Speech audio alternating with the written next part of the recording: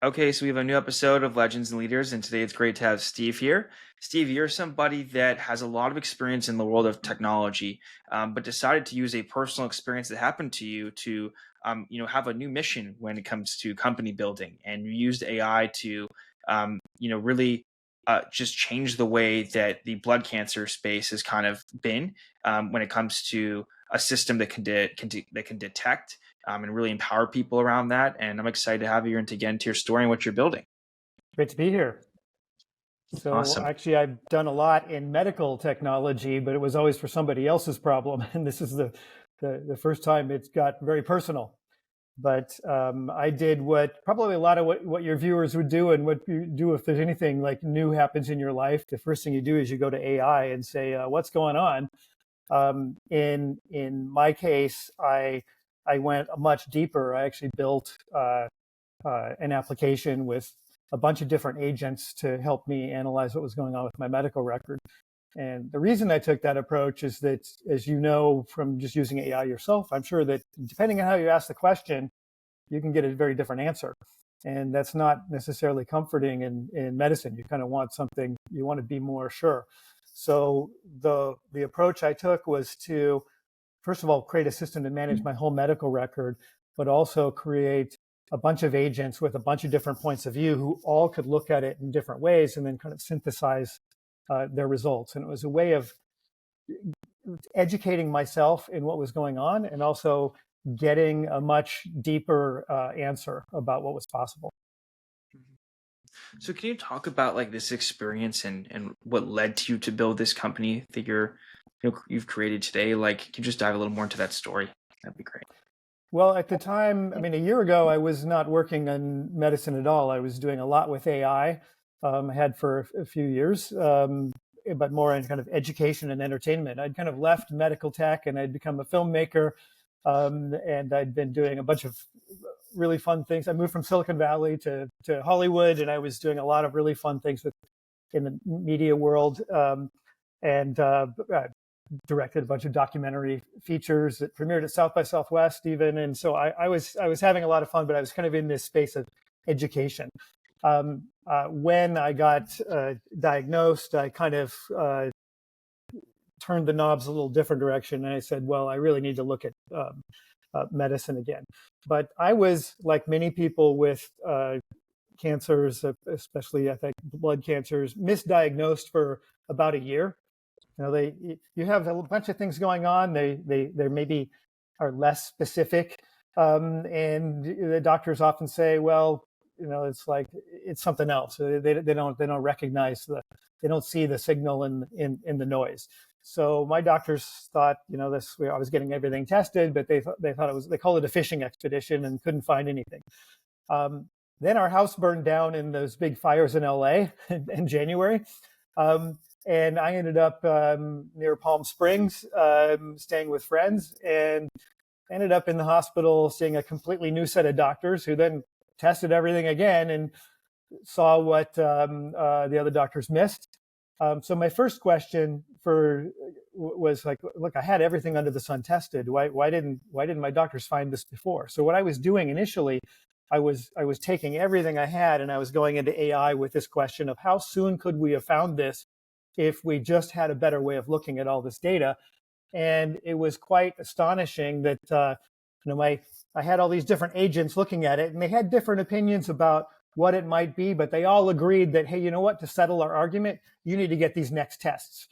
And I realized that if I had AI a year ago looking at this, you know, I would have probably been diagnosed a year ago, because I would have gone to my doctor and I would have said, hey, what about this? What about this other test? So I just realized that there's just, you know, if you don't know what's going on, you're kind of at the mercy of whatever the healthcare system tells you to do. And that's usually going to be kind of whatever the protocol says. And, you know, if there's not a flashing light, you know, saying, hey, do this next, you know, you're kind of going to get, you might not get what you really need. It's kind of like, you know, take 2 aspirins and call me in the morning. Works 90% of the time, but that other 10% will kill you. And I was, you know, we had gotten to a point, but we're kind of, you know, the doctors were, hey, this is a dead end. We don't know what to do next. This happens to a lot of people. But the fact is, There's just way too much medical knowledge out there. All of this stuff is beyond the scale of human comprehension. If you don't have AI looking at it, you're going to miss things. There's just no question you're going to miss things. And that's what happened to me. That's what happens to a lot of people. And AI was a game changer on the diagnostic side. But the real game changer is actually in precision medicine. It's like, what are you going to do next? That's where AI really changes the game. So at 60 years old during chemo, you're building this. Yeah. And there's a lot of times during chemo that you don't feel like building anything. You're on oxy, you're in pain, but you're also very motivated to figure stuff out. So the first version of this was done in the hospital. I was in the hospital for like 9 days, and it's pretty boring sitting there in the hospital. So I had my laptop, and I started immediately diving into to code when I could. So, What was that like building it at that point in time? Like, were you just driven to solve your own situation? Was this like, oh my gosh, I can really affect a lot of people with this technology? And were you thinking you were going to build a company out of it? Like, what was your intention? the last thing in the world I was thinking about was building a company. I was actually, I was thinking about building a company before, but I wasn't thinking about doing it in medicine. And then I'm like, well, first I got to figure out what's going on with me. My first thing was like, well, who in the world's going to back a 60-year-old with cancer? I mean, it's like, I'm never going to survive investor due diligence. Like I wasn't even thinking about that. I was thinking about like, how do I figure out what's going on? How do I figure out how to, what can I do?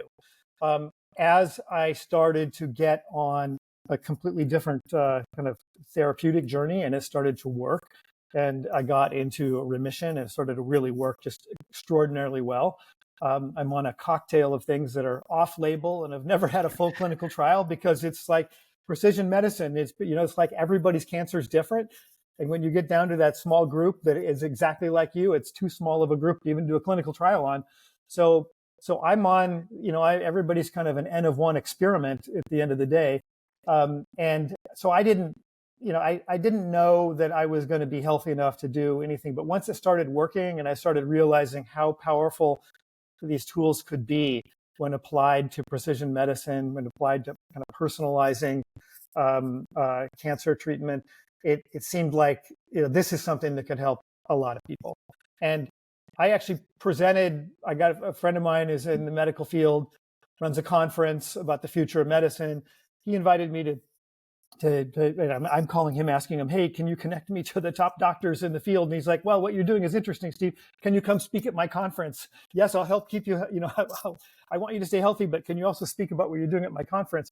So I went to, Daniel Kraft is his name. He invited me to speak at NextMed, where I talked about my case and my situation. And the main response from the audience was, how do I get this for myself, and how do I invest in it? So I realized, well, actually, there's a lot of people interested in what I'm doing, and that kind of kicked off the journey of thinking about there's a way to do this that could help not just myself, but could help everyone.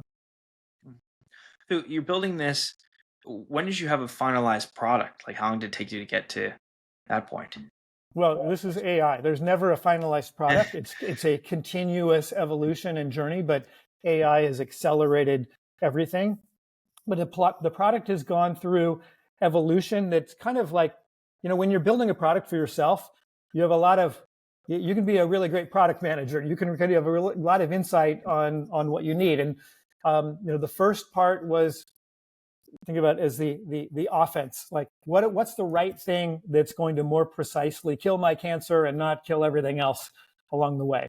But a lot of the cancer treatments are immune compromising. So then you have to think about defense. Well, what am I going to do to help my immune system while I'm doing this immune compromising therapy? So I did a whole bunch of stuff with AI on the defense side.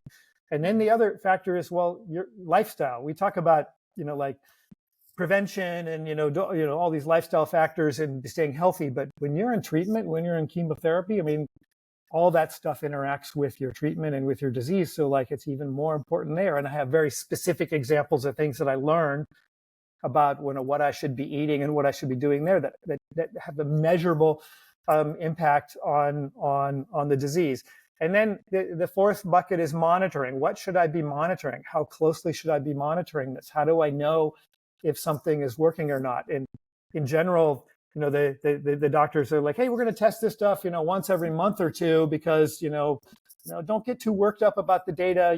Things are going to go up and down. It's like, no. I need close monitoring. I need to know what's going on. I need to build mathematical models to see whether or not this stuff is working. So I insisted on measuring certain things every week. So I'm like, my arms are like, I'm getting blood tests every single week so I could get the data. And it's how I figured out very early that the standard of care I was on was not going to get me where I needed to be. And that's how I figured out how to get on something else and whether or not that something else was working. And then the fifth bucket is like, cancer is a mutation of your own cells. And, cancer can keep mutating and you keep hitting it and it can keep like trying to find ways to evade what you're hitting it with. So the other question is, okay, well, if this stops working or if it comes back, what else is in the pipeline? What else can I do? And how do I make sure I don't screw that up? Because there's a lot going on in the field, but sometimes you do one thing and it kind of rules you out from getting into some clinical trial to do the next thing that might be the magic bullet that's going to cure you. So I was building all of that into the application, all of these sort of dimensions. It's not just curing cancer there's no silver bullet. If 1 million people have cancer, it's 1 million different genetically unique diseases. So, in the end, there could be 1 million cures to cancer because it's about you getting exactly the right kind of cocktail of things that are exactly tuned to your unique situation. And it's such a complex problem that the only real way to do this is with AI. I mean, AI is like the tool that can handle this complexity. I mean, like President Nixon, back in 1971 said, we're going to have the war on cancer. We're going to, if we could put a man on the moon, we can cure cancer. Well, it's like it's been a long time where we've made a lot of progress, but it's still 600,000 people, Americans are going to die this year of cancer. It's a totally unsolved problem because it's so complex. The first time ever with AI, we have this hope that we've got now a tool that can handle the complexity and the amount of knowledge we have and can help us figure out precision medicine. So, I mean, there's AI for the detection side of things. There's also AI for the treatment side. I mean, what are you seeing is most exciting from maybe just breakthroughs that you're aware of on the treatment side of things? Because that seems to be a lot harder than the detection. Well, so detection can be hard, but it's kind of one and done. Mm-hmm. Treatment is an ongoing thing. Now, so we could do a little bit of a science corner, which kind of sets this up. But I mean, what is cancer in the first place? It's a mutation of your own cells. It's your own cells gone rogue and mutated in a way where they're like multiplying out of control. Usually, your immune system catches things that are bad and attaches in it. You have antibodies that attach to it like little beacons saying, "Hey, come and kill me. There's something wrong with me." But since these are your own cells, your immune system, the problem is your immune system is not recognizing them. So they're kind of able to grow out of control. Now, the other second part of the problem is that they're growing out of control and there's something broken about these cells. Normally, your cells have mechanisms that say, hey, if there's something wrong with me, I should kill myself. That, they have a programmed cell death. If there's something wrong with me, kill myself. Well, those built-in self-destruct mechanisms in cancer cells are broken. So you've got these sort of immortal cells growing out of control that your immune system doesn't recognize. So the old approach was classic chemotherapy. Let's carpet bomb anything that's dividing rapidly because maybe it's cancer. But, there's a lot of other stuff in your body that gets wiped out when you do that. So it's carpet bombing, it's very damaging, and it's not very precise. The newer approaches are called immunotherapy. So your body is not making antibodies that recognize these, but let's manufacture antibodies in a lab and put those antibodies in you. And those antibodies are designed to attach more precisely to the cancer cells. And they also attach to good stuff. So I'm on it, but they're more specific to the cancer cells. So I'm on an immunotherapy, and it's manufactured antibody that attaches to plasma cells that express a certain protein, and then they're like a beacon that say, come kill me, immune system. And that works that's in the standard of care now, and it works most of the time. But I have a certain genetic variation in my cancer cell that makes it less vulnerable to that, but makes it more vulnerable to some other things. So the other part of the problem is the programmed cell death. I have a variant that's addicted to a certain thing to kind of keep itself alive, but people have found that, hey, there's another drug that can kind of interfere with that mechanism that this very specific mutation is using to stay alive. If I interfere with that, then the cells die. So I'm kind of hitting it both ways. It turns out that this drug that's highly targeted to this genetic variation of the cancer was never approved for my disease. It was approved for something totally different. I found it, by educating myself with AI, and I went to my doctors and said, like, I think I need this because I think I have a genetic variation that's the other stuff's not going to work as well, but I think this is and going to work better. And I went to the Mayo Clinic, and I went to UCSD, and I went to UCSF. But my first doctors were, hey, that's not approved for your disease. I'm not going to prescribe it. Your insurance is not going to pay for it. It's not approved. But when you go to the centers of excellence who are more on the frontiers of cancer medicine, they even though there is no kind of definitive clinical trial, there's enough evidence and enough kind of science around this that, hey, this is a good idea for you. And by the way, the only reason why there's no clinical trial on what you have is there's not enough people that have it. So it's not worth doing a clinical trial. So in fact, one of my doctors was recruiting for a clinical trial, the first ever clinical trial on the specific cocktail I'm on, and he canceled the trial. So I'm like, oh, I really need to talk to this guy because what's going on? Why did he cancel it? He canceled it because he couldn't get enough patients. And this is generally the problem, that when you get more and more precise and more targeted, there are less and less people that have the specific combination of things. So it's hard to do a clinical trial. Interesting. So what's kind of the focus for you right now, Steve? Like, on your own personal health, and then also for this company that you're building. So when I saw that this is working, and when I started getting better, and when I started feeling healthy, and when I could start going on 3-mile hikes every morning, I realized that, okay, I'm gonna get through this, and what I've learned in this process could help a ton of people. And it's interesting. There's lots and lots of people have cancer and are affected by cancer, and a lot of people keep it really quiet. But when I went on stage, I'm sort of like, well, first it's like I can't tell anyone. Like it's sort of almost like I'm, like I didn't want to tell anyone. But then it's like, oh shoot, okay, I'm going to tell everyone. So I ended up talking about this. All kinds of people came up to me and said, look, I never told anyone publicly, but I have cancer.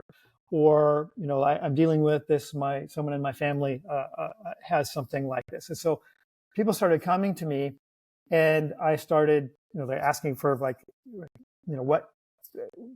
what can we do? And I started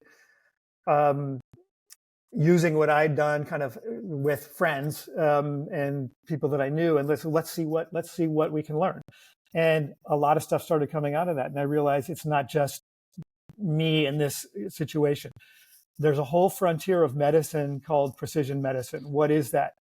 It actually is genotyping and doing molecular profiling on your specific cancer.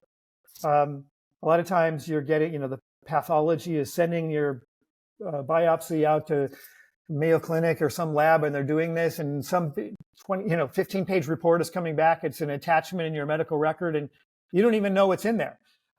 But if you go dig and you look for this stuff, and then you start to learn about what it means, you realize, oh, there's a lot of new stuff going on. So all of what I'm doing, it starts with, hey, did they do genetic profiling of your cancer? Hey, what did that say? Oh, no one ever talked to me about it. I don't even know. Let's look. Did they do it? Oh, it turns out, you've got a specific version of this. There's a lot of research going on in that. Let's dig deeper. And maybe there's a clinical trial that looks really promising that you should get into. Maybe there's something, like in my case, that's known to be effective for your specific mutation that's off-label, but your doctor could prescribe it if you convince your doctor to do it, but you're not going to get it by default. I mean, by default, you're going to get standard of care, and well, let's do this for 6 months and let's reevaluate. If it fails, then we'll try something else.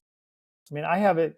What I have is kind of a cousin of multiple myeloma. Multiple myeloma can destroy your bones. I have this version that doesn't destroy my bones, but if I don't tame it fast, it will destroy my heart. So it's kind of like, I don't want to go and see if standard of care fails, and then we'll try something else, because standard of care failing means I could have heart failure. It's like, I need the good stuff first. I need to get this thing under control. I went and saw my cardiologist right after I gave this talk at NextMed. My cardiologist said, it's like, well, if all else fails, there's always heart transplant. And I'm like, no, I need to prevent that from happening. And I was advocating for a bunch of things which are probably considered experimental, but are extremely effective and were extremely effective on me. I got really lucky. In that I had a very specific genetic variation. I figured it out in time. I got something that just laser targets that, and it's been super effective. It's awesome.